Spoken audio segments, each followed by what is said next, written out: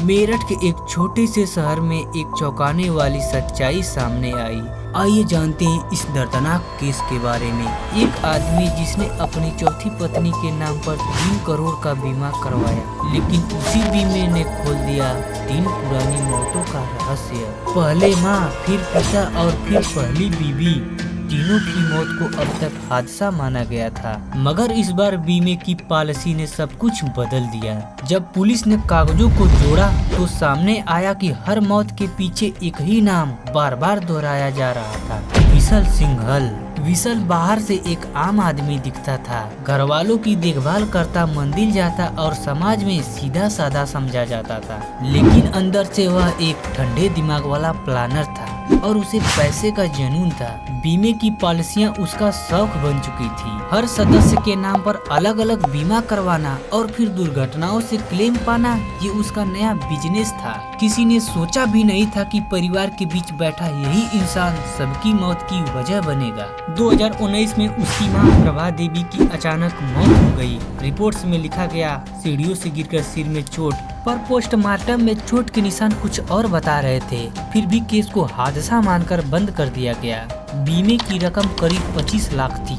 किसी ने शक नहीं किया। आखिर माँ बेटे का रिश्ता कौन सवाल करता है। 1 साल बाद 2020 में पिता मुकेश सिंघल की सड़क दुर्घटना में मौत बताई गई।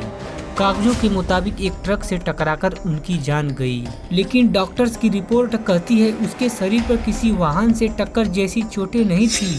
चोटें किसी ठोस वस्तु से लगी थी। फिर भी लाश जल चुका था और बीमे की रकम लगभग 50 करोड़ के क्लेम में बदल गई। विशल की किस्मत चमक रही थी और उसके पाप भी बढ़ रहे थे। सन 2022 में विशल की पहली पत्नी एकता की मौत हुई। बताया गया कि गैस सिलेंडर फट गया और वह जलकर मर गई। लेकिन पड़ोसी का कहना था धमाका सुनाई नहीं दिया। लाश पर सिर्फ चेहरे और छाती पर जलने के निशान थे, बाकी शरीर सामान्य था। फिर भी रिपोर्ट बना दी गई घरेलू हादसा। विशल ने एक बार फिर बीमा क्लेम किया, लगभग 1 करोड़ रुपए का। अब तक 3 मौत और तीनों पर बीमा। विशल के पास 64 बीमा पॉलिसियां थी। हर पॉलिसियां किसी न किसी रिश्तेदार या खुद के नाम पर थी। बीमा कंपनियां उसे सुनियोजित ग्राहक समझती थी, लेकिन असलियत यह थी वो अपने ही परिवार को धीरे धीरे क्लेम बना रहा था। उसका दिमाग इतना शातिर था कि वह बीमा करवाने के तुरंत बाद दुर्घटना की योजना बनाता था। कभी सड़क हादसा, कभी गिरना, कभी गैस लीकेज, हर बार मौत और हर बार पैसा। 2023 में विशल ने चौथी बार शादी की। नई पत्नी का नाम श्रेया था। शादी के कुछ महीनों में ही श्रेया ने महसूस किया कि घर में कुछ अजीब है। विशल हमेशा बीमे और पैसों की बातें करता था। एक दिन उसने देखा कि उसके नाम पर पहले से ही 3 करोड़ का बीमा पॉलिसी खरीदी जा चुकी है, बिना उसकी जानकारी के। यहीं से शुरू हुआ शक और कहानी ने मोड़ लिया। श्रेया ने देखा कि विशल कई बार रात को नींद की गोलियां और अजीब दवाइयां घर लाता है। कभी कहता ये नींद के लिए है, कभी बीमार माँ के इलाज के लिए। पर एक रात उसने खुद को भी चाय में हल्का सा स्वाद बदलते पाया। वह डर गई। धीरे धीरे उसने पति की पुरानी फाइलें खोलनी शुरू की। माँ, बाप और पहली पत्नी की रिपोर्ट देखकर उसके होश उड़ गए। वह सीधे पुलिस के पास पहुंची और बोली, मुझे लगता है अगली बारी मेरी है। हापुड़ पुलिस ने पहले इसे घरेलू विवाद माना, लेकिन जब श्रेया ने सबूत दिखाए, बीमा पॉलिसियां, बैंक ट्रांजैक्शन और मेडिकल रिपोर्ट्स, तो मामला खुल गया। पुराने रिकॉर्ड मंगवाए गए। तीनों मौतों की रिपोर्ट एक एक कर दोबारा जांची गई और पता चला कि तीनों मौतों कुछ सेम था। हर बार अस्पताल, वही डॉक्टर, वही क्लेम फार्म पर सिग्नेचर भी। सितंबर 2024 में पुलिस ने विशल और उसके साथी सतीश कुमार को गिरफ्तार किया।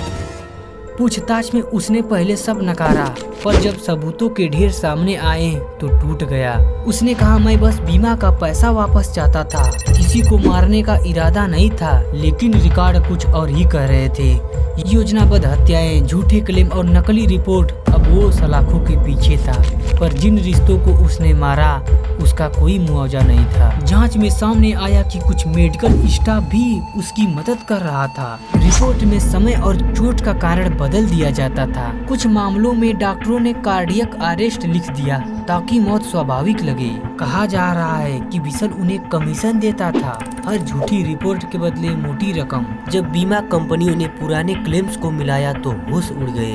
3 पॉलिसियां एक ही आईपी से फाइल की गई थी। ईमेल, बैंक और मोबाइल नंबर सब एक ही व्यक्ति के थे। यह एक संगठित बीमा मर्डर रैकेट जैसे लगने लगा। कंपनियों ने केस पुलिस को सौंपा और अब वो भी सिविल कोर्ट में पार्टी बन गई। यह मामला बीमा फ्रॉड की सबसे बड़ी घटनाओं में से एक बन गया। जांच में श्रेया की गवाही सबसे मजबूत साबुत बनी। उसने सारी फाइलें, रिकॉर्डिंग और चाय में दवा मिलाने की कोशिश के वीडियो पुलिस को दिए। पोस्टमार्टम रिपोर्ट भी झूठी निकली। बैंक अकाउंट में करोड़ों के ट्रांजैक्शन मिले सीधे बीमा कंपनियों से। पुलिस ने अब 350 पेज की चार्जशीट तैयार की है। हर साबुत यह कहता है कि मौतें हादसा नहीं, हत्या थी। मामला अब अदालत में है। विसल न्यायिक हिरासत में और अदालत ने उस पर हत्या, धोखाधड़ी और साजिश की धाराएं लगाई है। उसका साथी सतीश भी जेल में है। श्रेया अब सरकारी सुरक्षा में है। वह कहती है, अगर मैं वक्त पर आवाज न उठाई होती तो आज मैं भी बीमा क्लेम बन चुकी होती। पूरा शहर अब उस घटना को इंश्योरेंस मर्डर केस के नाम से जानता है। यह कहानी सिर्फ अपराध नहीं बल्कि लालच की हद है। एक इंसान जिसने पैसे के लिए अपनी माता पिता और पत्नी की जान ले ली, लेकिन सच चाहे कितना भी छिपे एक दिन सामने आता ही है।